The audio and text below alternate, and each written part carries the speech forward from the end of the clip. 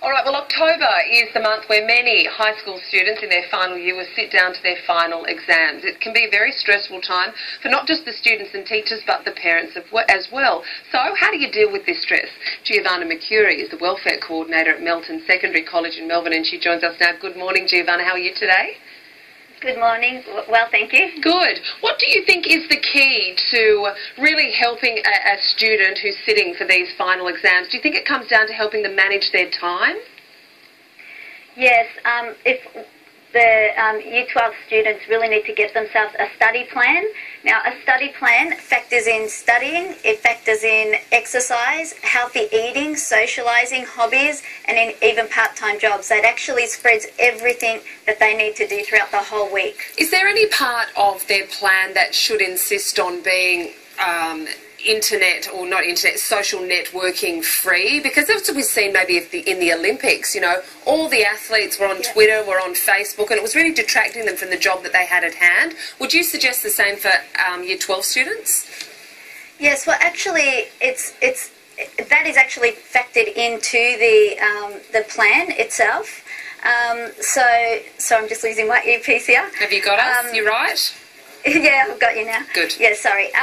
So what happens is it's got time for everything. So there is, because we know that young people love their social media, that is actually timed into their plan. So once they have their half hour of that per day, or an hour, depending on the student and how many subjects they need to study for, they can actually do that in their day, and then that's it. Once that time is up, that's all they're allowed to have. So it's a very strict plan. So would you say that every child is different? You know, one child might be needing to study for 4 hours a day, another may only need 2.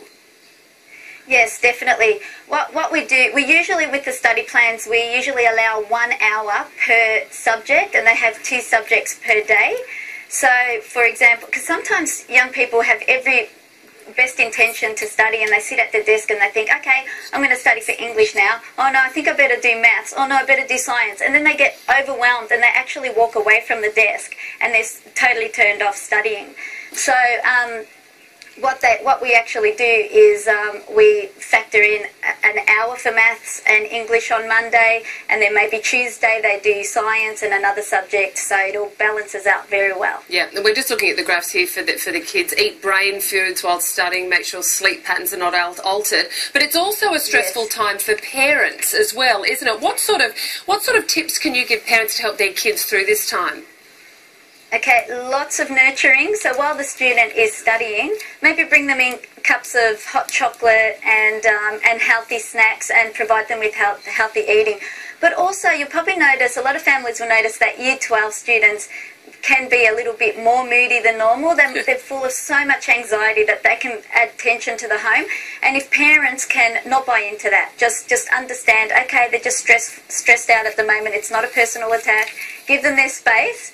And also for them to provide them with a comfortable and quiet study area in the home, away from all the commotion, and that includes getting the siblings out of there as well. Absolutely, and I guess just finding being there for them, to be the ear to listen to, or the shoulder to cry on if they need. Yes, that is very, very important, because really they're going to, usually that comes out in anger, or, you know, as I said, moodiness. So if they have someone to talk to, and parents, just give them positive reinforcement as much as they can. They need to just tell them that everything's going to be okay. Yeah, absolutely. Some great advice there, Giovanna Mercuri. Thanks for your time today, and all the best with your students. Yep.